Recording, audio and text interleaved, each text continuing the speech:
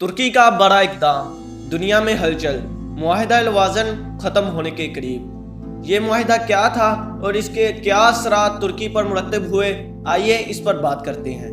लेकिन उससे पहले जिन अहबाब ने हमारे चैनल को अभी तक सब्सक्राइब नहीं किया वो हमारे चैनल को सब्सक्राइब कर लें और बेल आइकन पर क्लिक कर लें ताकि आपको फर्दर अपडेट्स मिलती रहें। 1918 में पहली आलमी जंग के इख्तिताम ने तुर्की की शिकस्त और रिखत पर मोहरे सख्त कर दी। बरतानिया की सरबराही में फातेह कुव्वत तुर्की के बड़े हिस्से पर काबिज हो गई और फिर फातेह और मफतूह के दरमियान रुस्वा कुन शर्तों के साथ एक जालमाना मुआहिदा तय हुआ जिसे मुआहिदा लवाज़न यानी ट्रीटी ऑफ लोसेंस के नाम से जाना जाता है। ये मुआहिदा पूरे 100 साल पर मुहित है। मुआहिदा लवाज़न का इनकाद स्विट्ज़रलैंड के एक शहर लवाज़न में 24 जुलाई 1923 को इत्तेहादियों और तुर्की के दरमियान तय पाया था। इस मुआहिदे की रूह से तुर्की के हाथ पांव बांध दिए गए और तुर्की अगले 100 साल के लिए इस मुआहिदे पर अमल दरामद करने का पाबंद करार पाया। मुआहिदे की दिफात और उन दफात में पोशीदा यूरोप की मुस्लिम दुश्मनी भी मुलाहिजा हो। ये दफात क्या थी, आइए इसका जायजा लेते हैं। पहली दफात, इस्लामी खिलाफत ख़त्म की जाएगी और इसकी जगह सेकुलर रियासत कायम होगी। दूसरी दफा, उस्मानी खलीफा को उनके खानदान समेत मुल्क बदर किया जाएगा। तीसरी दफा, खिलाफत की तमाम ममलूकात जब्त कर ली जाएंगी जिनमें सुल्तान की जाती इमलाक भी शामिल होगी। चौथी दफा, तुर्की पेट्रोल के लिए ना अपनी सरजमीन पर और ना ही कहीं और ड्रिलिंग कर सकेगा। अपनी जरूरियात का सारा पेट्रोल उसे इंपोर्ट करना पड़ेगा। पांचवी दफा, जो सबसे बड़ी दफा थी जिसे तुर्की के लिए जहरकुन साबित हुई, बॉस्फोरस आलमी समंदर शुमार होगा और तुर्की यहाँ से गुजरने वाले किसी बहरी जहाज से किसी किस्म का कोई टैक्स वसूल नहीं कर पाएगा। ये कुछ दफात थी। वाज़े रहे कि बॉस्फोरस की समंदरी खाड़ी, बहरे अस्वद, बहरे मरमरा, बहरे मुतवस्सित कालिंग और उसकी अहमियत का अंदाज़ा इस बात से लगाया जा सकता है कि ये आलमी तिजारत में रीढ़ की हड्डी की हैसियत रखने वाली नहर स्वीडन के हम पल्ला करार दी जाती है। इस मुआहिदे के साथ ही खिलाफत उस्मानिया की बसात लपेट दी गई और अफ्रीका, एशिया और यूरोप तक फैली हुई अजीम सल्तनत बंदर काट का शिकार हो गई। यूरोप के इलाके छीन लिए गए। इराक, उर्दन और फलस्तीन बरतानिया के कंट्रोल में चला गया। शाम, लिबनान, अलजायर और लीबिया फ्रांस के कब्जे में आए। अनातोलिया और आर्मीनिया को तुर्की से काटकर आज़ाद मुल्क बना दिया गया। हुजाज़े मुकद्दस आले सऊद के कब्जे में चला गया। खलीफा की मुल्क को बैरून मुल्क जायदादें जब्त करके मुल्क बदर कर दिया गया। इस पर ही बस नहीं, खलीफा की माजूली का पैमाना लेकर उसे सेहूनी लीडर रहजल को भेजा गया जिसे खलीफा ने फलस्तीन के मुतालबे पर अपने दरबार से दुत्कार कर निकाला था। सेहूनियों की जानिब से यह लहराता हुआ वो खंजर था जो खिलाफत की कबा चाक करता हुआ फलस्तीन के सीने में उतर गया।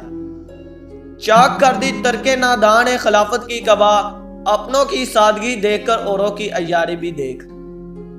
जुल्म की ये दास्तां जो मुसलमानों की यकजहती पर खुला वार थी 2023 में इंजाम को पहुंचने वाली है।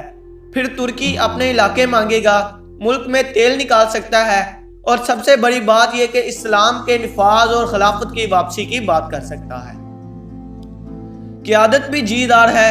यही सबब है कि यहूदियों के सीनों में आग लगी हुई है और वो 2023 से पहले उम्मत मुसलमा का कला कमा करना चाहते हैं। ये मुआहिदा इस कदर अहम है कि इसके ख़त्म होते ही असूलन मुस्लिम उम्मा मुत्तहिद होने का हक बहाल रखती है और खिलाफत भी असर नौ कायम हो सकती है, क्योंकि मुआहिदे की मुद्दत ख़त्म होते ही पहले वाले हालात बहाल होना बिल्कुल कानूनी है। तुर्की के अवाम और हुकूमत इस सूरत हाल के लिए बिल्कुल तैयार है और मुस्लिम उम्मा की क़यादत का हक अदा करना चाहते हैं। जिस तरह किसी भी मुस्लिम मुल्क की हिमायत में तुर्की आगे बढ़ता है और वो इस बात का मजहर है कि तुर्की अपना किरदार अदा करने के लिए किसी हिचकिचाहट का शिकार है नहीं। ना तुर्क हुक्मरानों ने दुश्मनों से कोई डील की है। अब आगे दीगर मुस्लिम ममालिक का फर्ज है कि वो नबी अकरम सल्लल्लाहु अलैहि वसल्लम की सुन्नत यानी खिलाफत कायम करने के लिए किस तरह तुर्की के हाथों में हाथ डालकर आगे बढ़ते हैं।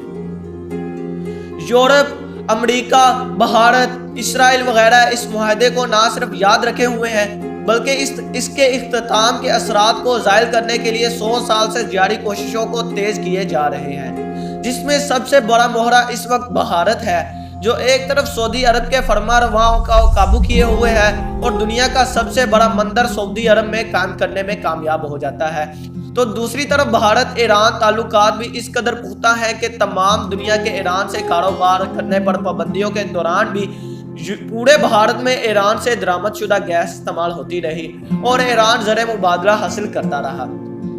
دوسری طرف چاہ بہار کی بندرگاہ بھی بھارتی تعاون سے تعمیر ہو رہی ہے، یعنی جیسے اقوام متحدہ کی کشمیر کے متعلق قرارداد کا بھارت پر کوئی اثر ہی نہیں، اس طرح ایران پر لگی پابندیوں سے بھی بھارت مستثنا ہے۔ بہرحال لاکھوں دشمنی ہے، بھارتی قیادت انتہائی قابل تحسین ہے جو بھارت کو عالمی فیصلوں کا اہم کردار بنانے میں کامیاب ہو گئی۔ خلافت کے نفاذ کو روکنے کے لیے جس طرح کئی مسلم ممالک کو راکھ کا ڈھیر بنایا گیا، اسی طرح غدار اور بھیڑیا صفت حکمرانوں کو کئی مسلم ممالک پر مسلط کر دیا گیا تاکہ وہ ایک طرف اسلامی اقتدار کے خلاف تلوار اٹھائیں تو دوسری طرف خلافت کے لیے مسلم اتحاد میں شامل ہونے کا امکان بھی جاتا رہے۔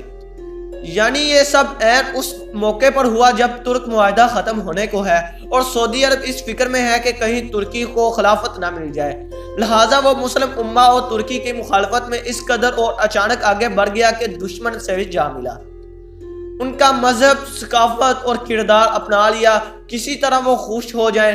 ترکی کو خلافت کوئی کردار دینے کی بجائے سعودی عرب کو ہی کلیدی کردار دے۔ سعودی عرب کی غلطی یہ ہے کہ اس نے مسلم امہ کے لیے فلاحی کردار ادا کرنے کی بجائے اپنی لیڈری کے لیے دشمنوں پر بھروسہ کیا۔